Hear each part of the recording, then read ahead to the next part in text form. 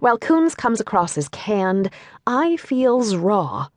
In China, a country where government propaganda rules the airwaves and independent thinking has been crushed for generations, Ai relishes thinking on his feet and refuses invitations to speak off the record. His belief in freedom of speech means that he is willing to go public with everything that comes out of his mouth as a matter of principle. A performer with an aptitude for improvisation, Ai enjoys taking risks. London's Turbine Hall is a major test for a living artist. At the heart of Tate Modern, the space is 500 feet long by 75 feet wide and a spectacular 5 stories high. When the building was a power station, the hall housed the electricity generators that lit up most of central London. Now it is a secular cathedral for commissioned works of contemporary art that aim to enlighten in other ways. Artists need great intelligence and ambition to give meaning to a void this size. The content of Ai's commission was a closely guarded secret until last night's private view. As I approached the installation, I could hear the crunching footfalls of the half-dozen people who had entered the museum ahead of me and who were already treading on the work. I walked out into a rectangular ocean of gray gravel, or was it pebbles? Only when I got to the middle did I reach down to grab a handful of what looked like sunflower seeds. They were so realistic that I had to touch one to my lips to confirm that it was made of porcelain. Titled Sunflower Seeds 2010, the work consists of 100 million exquisitely handmade miniature sculptures.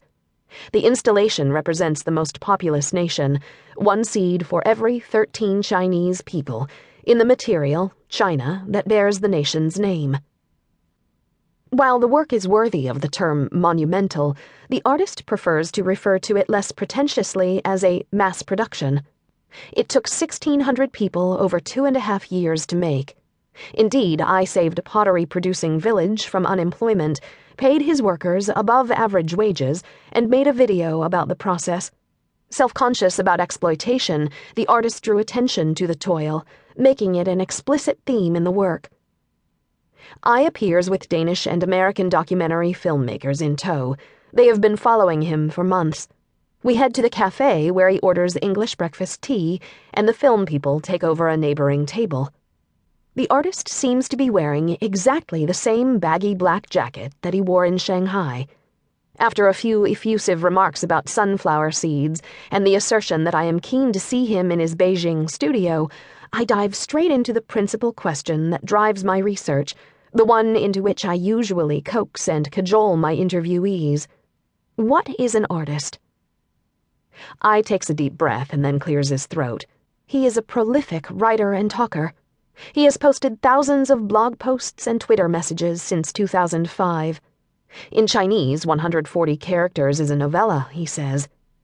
The artist also gives an average of 3 interviews a day and has probably done at least a dozen Q&A sessions to promote his Turbine Hall show. However, Ai doesn't have a quick answer for this one. My father was an artist who studied in Paris, he says eventually in English with a heavy Chinese accent. Then he became a poet in jail. Ai Weiwei's father went to Hongqiao Art Academy, then studied art, literature, and philosophy in France. Upon his return to China, he was imprisoned for 3 years by Chiang Kai-shek's nationalist government because he openly supported Mao Zedong's communist revolution. During his incarceration, he didn't have the materials to paint and ended up writing Da Yan River, My Wet Nurse, one of his most famous poems. Then, less than a decade after Mao came into power, he was deemed a rightist and sentenced to hard labor. He was exiled in the same year that I was born, explains Ai, so I grew up seeing him as an enemy of the state. Ai's father's crime was the loss of his ability to write passionately. They questioned why he was not embracing the people's revolution, explains the artist. He wrote poetry about gardens with only one type of flower. He thought that the garden should have variety, all kinds of ideas and expressions, rather than just a single beauty. During the anti-rightist campaign, which was a precursor to the Cultural Revolution, 500,000 intellectuals disappeared.